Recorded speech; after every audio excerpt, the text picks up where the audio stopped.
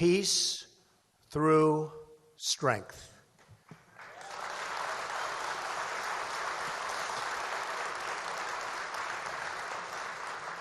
We want to achieve a stable, peaceful world with less conflict and more common ground.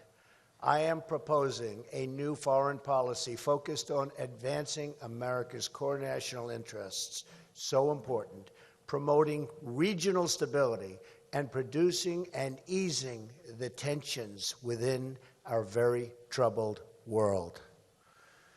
This will require rethinking the failed policies of the past. We can make new friends, rebuild old alliances, and bring new allies into the fold, and we can do that. I'm proud to have the support of war-fighting generals, active duty military, and top experts who know both how to win and how to avoid endless wars that we're caught up in, like the one we have right now that just never, ever ends, our longest war. Just yesterday, 88 top generals and admirals endorsed my campaign, and these people are fantastic.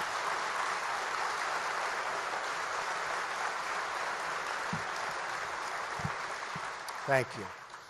In the Trump administration, our actions in the Middle East will be tempered by realism. The current strategy of toppling regimes with no plan for what to do the day after only produces power vacuums that are filled simply by terrorists. Gradual reform, not sudden and radical change, should be our guiding objective in that region. We should work with any country that shares our goal of destroying ISIS and defeating radical Islamic terrorism.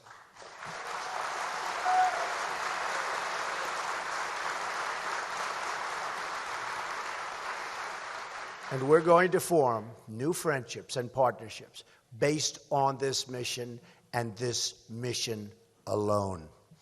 This reduction was done through what is known as sequester, which you've all heard about, or automatic defense budget cuts. Under the budget agreement, defense took half of the cuts, even though it makes up only 1/6 of the budget, so they put it all in defense.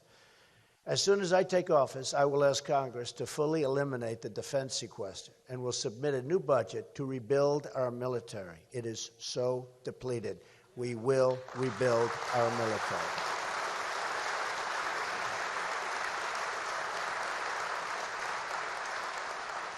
This will increase certainty in the defense community as to funding and will allow military leaders to plan for our future defense needs. And most importantly, we will be defended, because without defense, we don't have a country.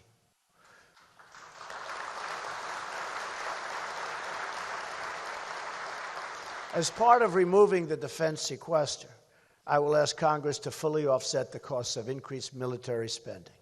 In the process, we will make government leaner and more responsive to the public.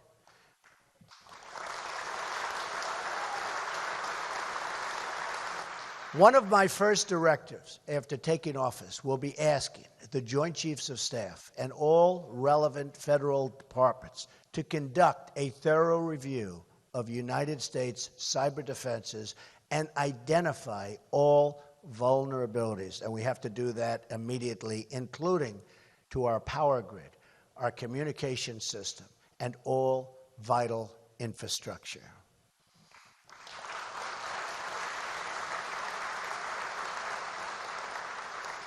I will then ask for a plan to immediately protect those vulnerabilities and then fix them. At the same time,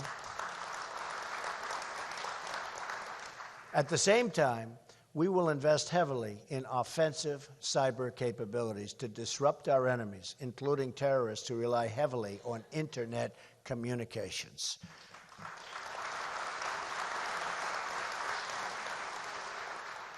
ISIS is using the internet to recruit.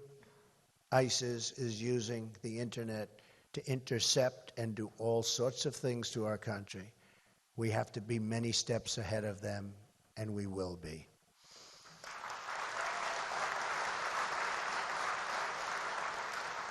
These new investments in cybersecurity and the modernization of our military will spur substantial new job creation in the private sector and help create the jobs and technologies of tomorrow.